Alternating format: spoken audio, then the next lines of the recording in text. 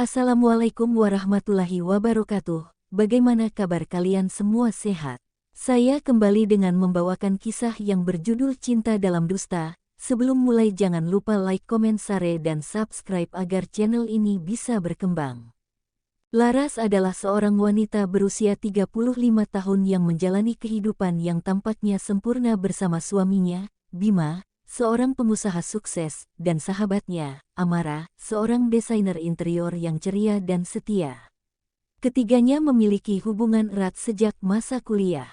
Amara sering disebut keluarga kedua oleh Laras karena kedekatan mereka. Namun, di balik kehidupan yang tampak ideal itu, Laras mulai merasakan ada sesuatu yang berbeda. Bima mulai lebih sering menghindari obrolan santai, dan Amara menjadi lebih sering mendadak sibuk. Rumah Laras adalah cerminan dari kebahagiaan yang ia pikir ia miliki, penuh warna lembut, foto keluarga di dinding, dan tanaman-tanaman kecil di sudut ruangan. Namun, semua itu mulai terasa kosong. Kecurigaan Laras dimulai ketika Bima tiba-tiba sering bekerja lembur. Ia juga mulai menjaga ponselnya dengan lebih hati-hati. Pada saat yang sama, Amara mulai menghindari pertanyaan tentang kehidupan pribadinya. Suatu malam, saat membersihkan rumah, Laras menemukan lipstik berwarna merah tua di kantong jaket Bima. Ia merasa aneh karena lipstik itu bukan miliknya. Laras mencoba bertanya kepada Bima, tetapi ia hanya menjawab santai, mungkin tertinggal dari klien di kantor. Laras, lipstik ini, klien, Bima. Kamu bahkan jarang bertemu klien perempuan. Bima tertawa gugup, kamu terlalu curiga. Jangan terlalu berpikir macam-macam. Kata-kata itu tidak membuat Laras tenang. Ia merasa ada sesuatu yang disembunyikan Bima. Kecurigaan Laras semakin kuat ketika ia melihat Bima dan Amara berbicara berdua di sudut pesta ulang tahun teman mereka. Laras merasa ada ketegangan di antara mereka, tetapi tidak tahu apa. Suatu hari, Laras memutuskan untuk menyelidiki. Ia mengikuti Bima saat suaminya mengatakan akan pergi rapat malam. Laras merasa dadanya hancur saat melihat Bima masuk ke sebuah hotel dan bertemu Amara di lobi. Laras berdiri di luar mobilnya, dengan badan yang gemetar hebat. Ia tidak percaya apa yang dilihatnya. Dua orang yang paling ia percayai di dunia ini menghancurkan semua yang ia pikir nyata. Laras menghadapkan Bima di rumah mereka malam itu. Ia tidak lagi bisa menahan emosinya. Laras, berhenti berbohong, Bima. Aku melihatmu di hotel bersama Amara. Bima terkejut, lalu menghela napas. Laras, ini tidak seperti yang kamu pikirkan. Laras, jangan bermain kata-kata. Kau menghancurkan semuanya. Bima akhirnya mengaku bahwa ia memang bertemu Amara, tetapi alasan yang ia berikan mengejutkan Laras. Ia mengatakan bahwa Amara sedang meminta nasihat tentang masalah utang keluarganya. Bima bersumpah tidak ada apa-apa di antara mereka. Bima, aku tidak mungkin menghancurkan kita, Laras. Aku hanya membantu Amara sebagai sahabatmu. Laras tidak sepenuhnya percaya, tetapi ia merasa bingung. Laras mulai memperhatikan gerak-gerik Amara lebih dekat. Ia memutuskan untuk mengundang Amara makan malam di rumahnya untuk menguji sesuatu. Amara tampak gelisah sepanjang malam, terutama ketika Bima masuk ke ruangan.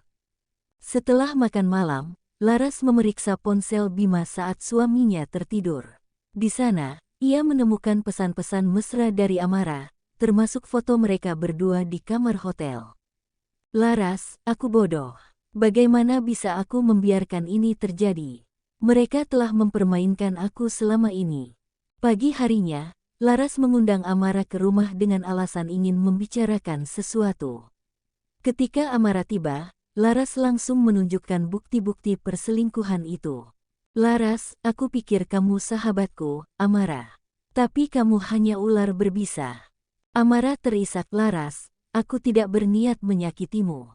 Ini hanya terjadi begitu saja.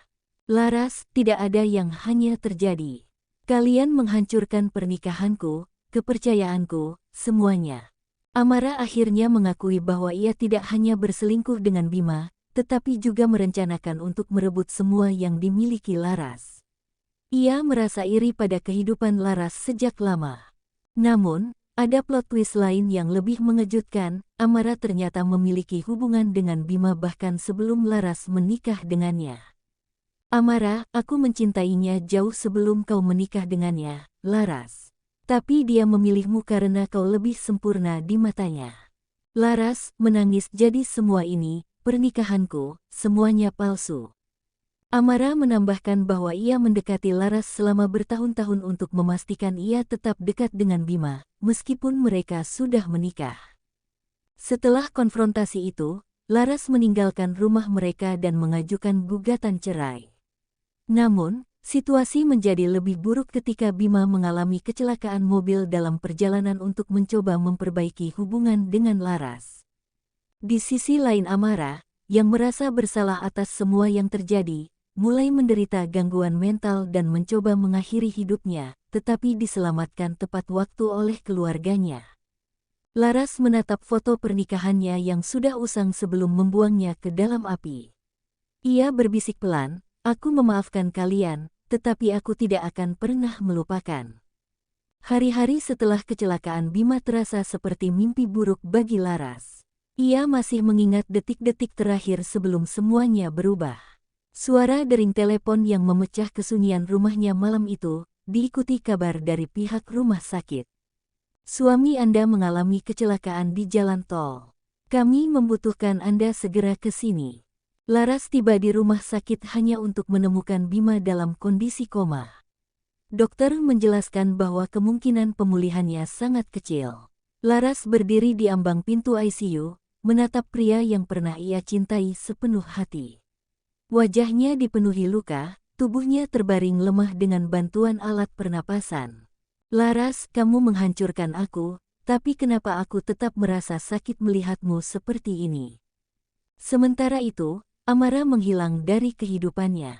Laras mendengar kabar bahwa Amara telah dibawa keluar kota oleh keluarganya untuk menjalani perawatan intensif setelah upaya bunuh dirinya yang gagal. Seminggu berlalu. Laras masih rutin mengunjungi rumah sakit, meskipun hatinya bercampur aduk setiap kali melangkah ke ruangan itu. Ia tak lagi marah, hanya merasa lelah. Sebuah surat dari Bima yang ditemukan di meja kerja suaminya suatu malam membawa Laras kembali ke pusaran emosi. Surat itu ditulis dengan tinta biru, seperti kebiasaan Bima yang suka mencatat pikirannya di tengah malam. Isi surat Bima, "Laras, aku tahu aku salah. Aku mencintaimu, tapi aku terlalu bodoh untuk menjaga cinta itu tetap suci. Amara adalah kesalahan terbesar dalam hidupku, tapi aku tak bisa menghindari jebakan itu. Aku takut kehilanganmu, tapi aku takut mengakui keburukan diriku sendiri lebih dari apapun. Kalau kamu membaca ini, aku harap kamu tahu satu hal, aku menyesal lebih dari yang bisa kukatakan. Jika aku bisa memilih lagi, aku akan memilih mencintaimu dengan benar." Membaca surat itu membuat Laras hancur lagi.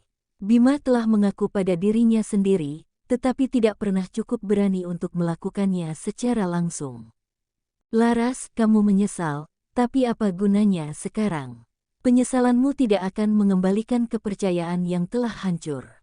Beberapa minggu kemudian, Laras mendengar kabar bahwa Amara telah kembali ke kota. Laras tidak yakin mengapa ia merasa perlu bertemu Amara lagi, tetapi ia tahu bahwa percakapan terakhir mereka belum selesai. Laras menghubungi Amara dan meminta bertemu di taman dekat rumah mereka, tempat mereka dulu sering menghabiskan waktu bersama. Ketika Laras tiba, ia melihat Amara tampak jauh berbeda. Wanita yang dulu penuh percaya diri itu kini terlihat kurus dan lemah, dengan mata yang kehilangan sinarnya. "Laras, kenapa kamu mau bertemu?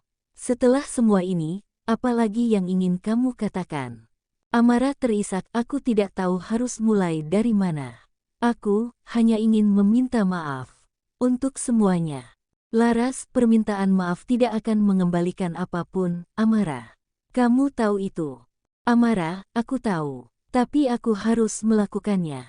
Kalau tidak, aku akan terus dihantui rasa bersalah ini seumur hidupku." Amara mengaku bahwa ia telah kehilangan segalanya, persahabatannya dengan Laras, rasa hormat dari keluarganya, bahkan identitas dirinya sendiri. Amara, aku selalu ingin jadi seperti kamu, Laras. Tapi aku terlalu bodoh untuk melihat bahwa aku sudah memiliki tempatku sendiri. Aku menghancurkan hidupku sendiri, dan aku menghancurkan hidupmu juga. Laras, kamu tidak hanya menghancurkan hidupku, Amara. Kamu menghancurkan dirimu sendiri. Laras tidak tahu apakah ia benar-benar bisa memaafkan Amara, tetapi untuk pertama kalinya, ia merasa kelegaan kecil dalam hatinya. 3 bulan kemudian, Bima akhirnya meninggal dunia setelah tubuhnya tidak lagi mampu bertahan. Laras menghadiri pemakamannya dengan perasaan campur aduk. Ia berdiri sendirian di tepi makam, mengingat janji-janji yang pernah mereka buat. Laras, kamu pergi membawa semua penyesalanmu, tapi kamu juga meninggalkan aku dengan luka yang tidak akan pernah sembuh.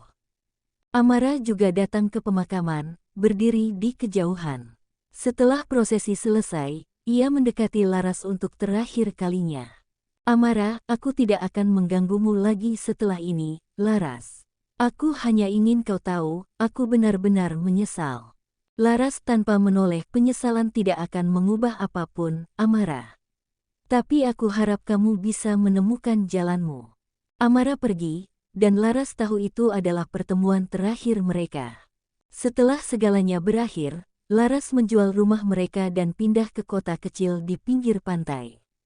Ia memulai hidup baru sebagai guru seni di sekolah lokal, mencoba menemukan kembali dirinya yang hilang. Namun, di setiap malam yang sunyi, Laras masih teringat pada kenangan-kenangan lama. Cinta yang ia pikir tak tergoyahkan, persahabatan yang ia percaya sepenuhnya, semuanya telah menjadi abu. Laras duduk di teras rumahnya yang baru, menatap ombak yang bergulung di kejauhan. Ia menggenggam cincin pernikahannya untuk terakhir kalinya sebelum melemparkannya ke laut. Monolog Laras. Laras, mungkin aku tidak akan pernah benar-benar sembuh, tapi aku tahu aku harus terus berjalan. Hidup ini terlalu singkat untuk hanya hidup dalam luka. Cerita ini menggambarkan bagaimana pengkhianatan menghancurkan tidak hanya hubungan tetapi juga jiwa setiap orang yang terlibat. Tidak ada kebahagiaan dalam akhir ini, hanya pelajaran bahwa penyesalan sering kali datang terlambat, dan luka yang ditinggalkan akan terus menghantui. Terima kasih telah mendengarkan cerita ini. Saya harap kalian bisa mengambil pelajaran dari kisah ini. Wassalamualaikum warahmatullahi wabarakatuh.